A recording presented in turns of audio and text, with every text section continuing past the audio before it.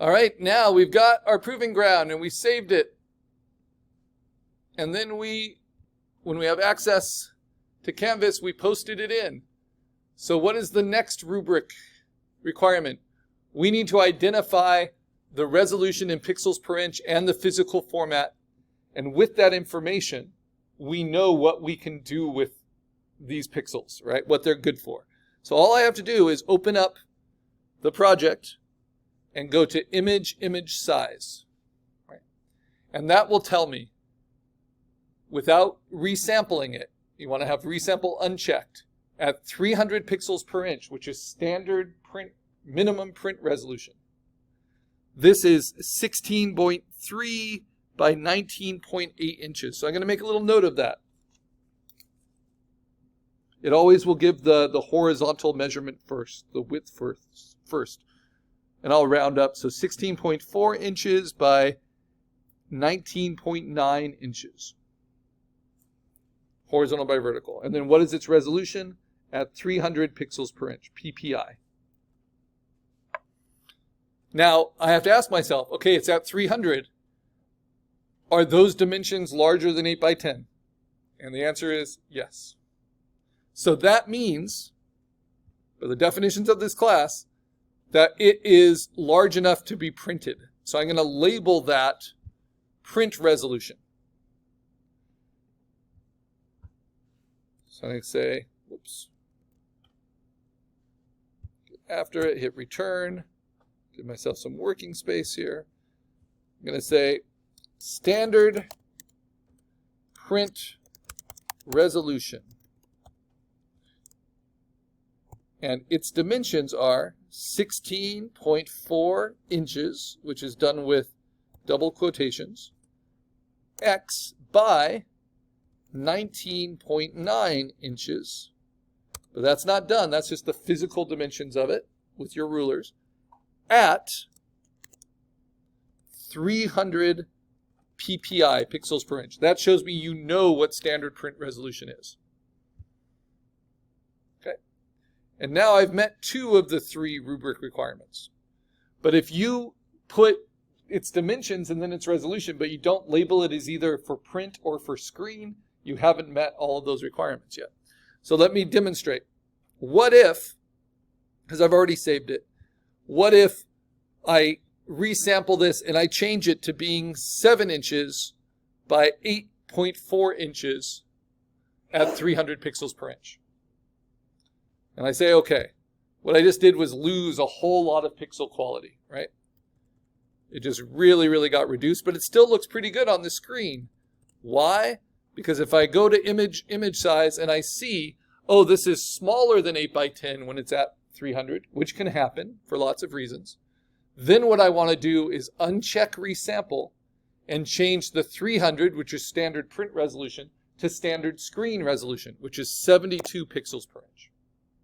And then I make note at 72 pixels per inch, what's its size? Now you only do that if it's at 300 smaller than 8 by 10. Does that make sense?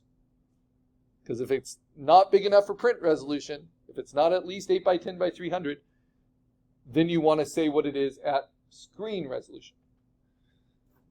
So this would be 29 by 35.4 inches at 72 pixels per inch screen resolution, standard screen resolution. So you need one of those 2, and you need to label it. I'm going to go back before I shrunk it, and then I'm going to save it and close it out. Okay, the final one is you need to frame novel problems in familiar terms. This is the BSing part of being creative, right? Can you find connections? I've placed this creature into this landscape. Now I need to argue how it lives in this landscape. So I'm going to call this the crested dodo. You don't need to come up with a name for your creature, but it can be nice if you do. So now,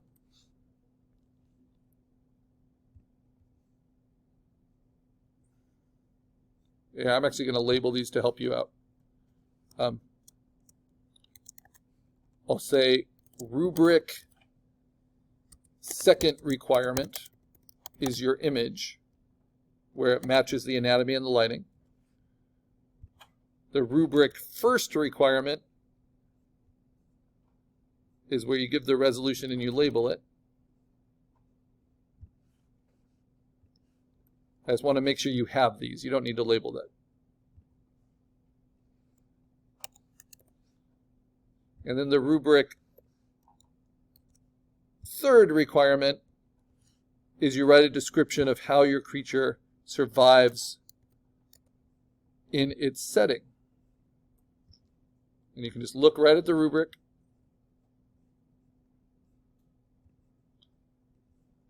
So, what does it say? It said, did you explain how your creature is intended to interact with its environment in your post, accounting for atmospheric and practical concerns? How does your creature breathe, shelter, eat in this environment, that kind of thing. So I'm going to say the crested dodo, I like to write them kind of like natural history observations, right? Like logs of someone viewing something in nature. The crested dodo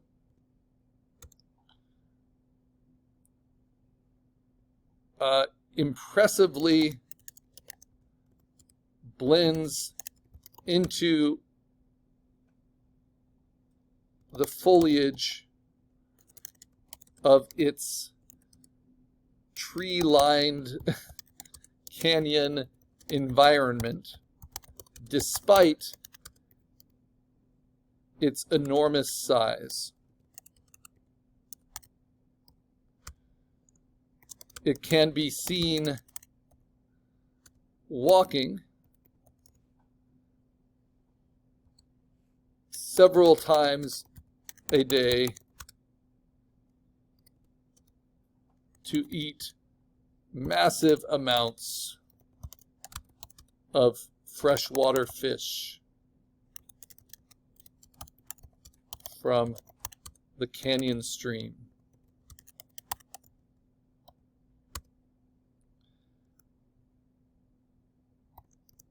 It chooses this location for the natural protection of the canyon walls.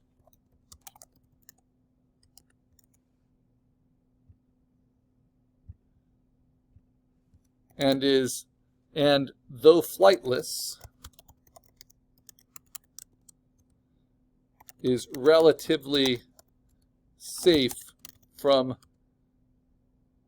predators due to its size. And sharp, okay, I'll just say due to its size. Additionally, it has sharp-quilled spines on its head and back,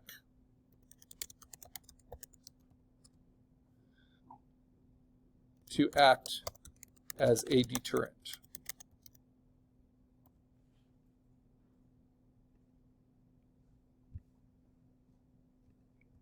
Let's see, anything else?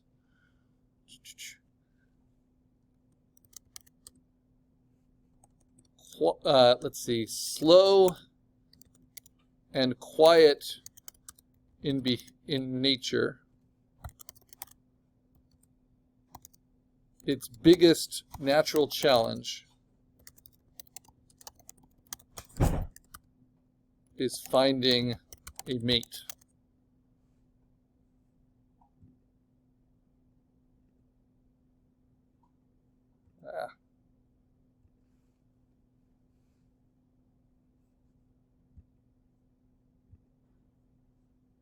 And nesting ground with enough nourishment for its young. All right. So that helps say why this creature is suited to this environment and how it overcomes some of the obstacles and challenges of it. And now I've met all three requirements of the proving ground. And I save my work, and this becomes our last, like, purely compositing project and a good opportunity for printing, right? So you might check its corners, because when you print it, you want to look at the edges, and all of the edges look good. Like there's nothing too distracting at where it's cropped, because you can always crop it down a little bit lower, but then I'd have to change my dimensions, except for the little highlights on those trees. So I'm going to use my burn tool. I'm going to find that layer with the tree, right? And then I'm going to just burn the highlights. It is safe to burn highlights. It's just not safe to burn shadows.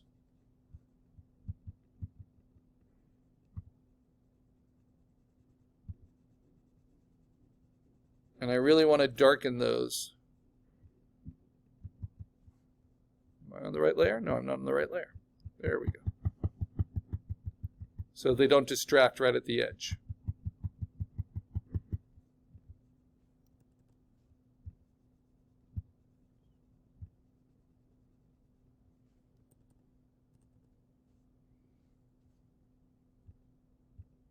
And I might erase a little bit of that out too. There's always little things, because this can become one of our portfolio pieces.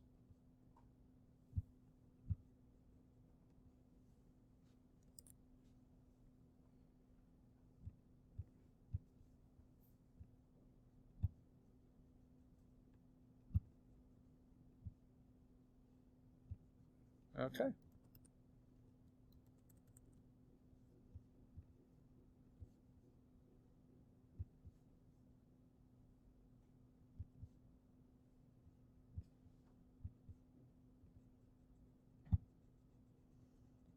And if anything, you usually want to darken along the edges. So that's why I just definitely don't want these highlights right at the edge.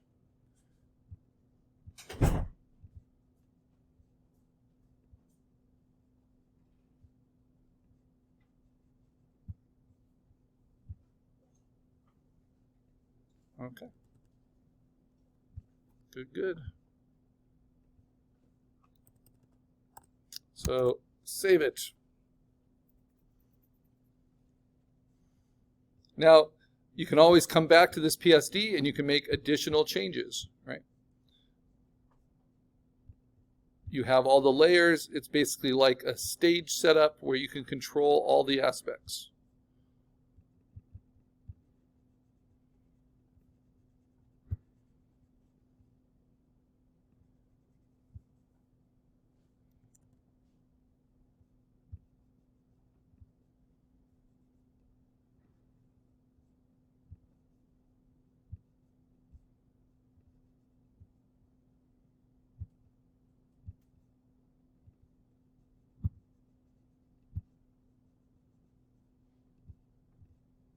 Darken these tree limbs a little bit.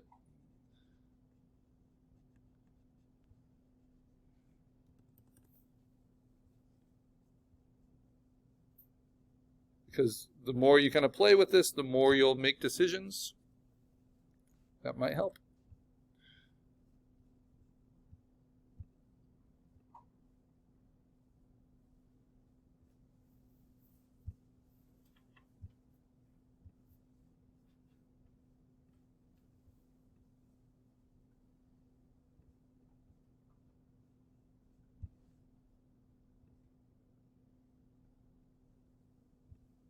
Clear some of the mist around the tree, so it feels more in the foreground like the creature. Okay, good. So once it's as good as you can make it, you are ready to save it, and then save it as a copy, as a JPEG. And then when you save your JPEG, this is something I didn't show you the first time I saved it. It will allow you to choose a size in its compression that is less than 5 megabytes. That's usually what I recommend for putting up to Canvas. So I'm going to go to 8, quality of 8. That doesn't hurt your image at all. It just